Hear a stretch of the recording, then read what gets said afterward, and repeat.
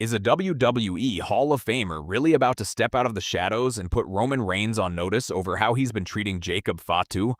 That's the rumor exploding right now, and if there's one man in this business who's proven he'll actually say something when he feels his family's being disrespected, it's Rikishi.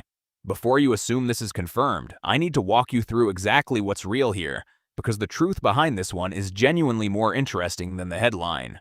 What's up, everybody? Welcome back to WWE Beyond the Ring. Let's get into it. First, let's get the family tree straight, because a lot of fans get this wrong. Rikishi isn't Jacob Fatu's father, and that's Solo Sikoa. Rikishi is Fatu's real-life uncle, the man who actually trained him.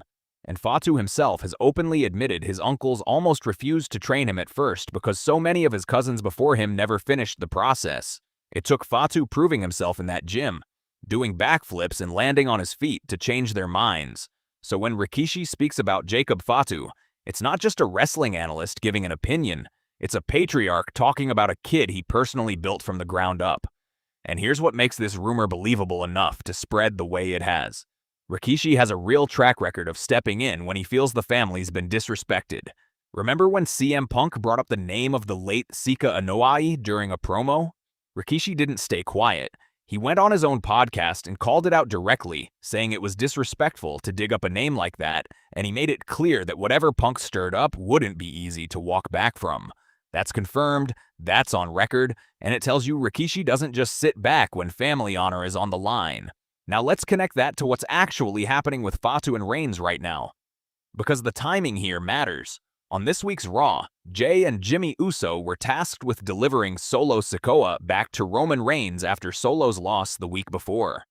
Reigns berated Solo, and Fatu hit him with a super kick and a Samoan death grip, until Reigns decided he'd seen enough and called Fatu off.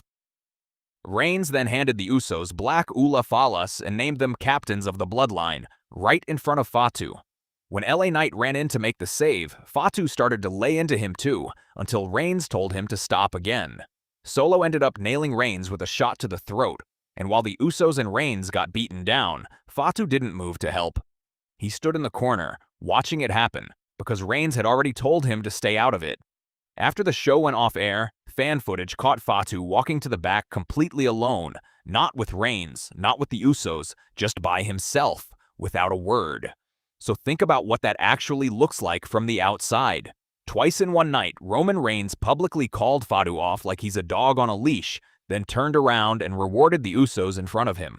That's a real, visible pattern of Reigns treating Fatu like muscle to be controlled rather than family to be respected. And that's exactly the kind of thing that's gotten under Rikishi's skin before.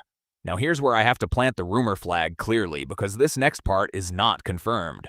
There is no official statement from Rikishi warning Roman Reigns to not disrespect Jacob Fatu. That hasn't happened. What we have is a believable, well-sourced what if built entirely on Rikishi's real history of speaking up for this family, combined with a real pattern of Reigns undermining Fatu on live television.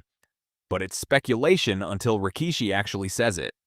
So let's play it out anyway, because this is too good not to imagine. What if Rikishi does eventually address this on his podcast? Knowing his history, he wouldn't come out swinging with disrespect. He'd frame it as tough love, the way he did with Fatu after WrestleMania, calling him nephew and talking about responsibility.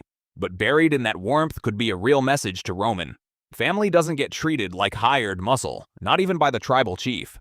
And if Fatu is already showing signs of pulling away on his own, a public nudge from Rikishi could be the final push that turns simmering tension into a full-blown declaration of independence. So here's my question for you.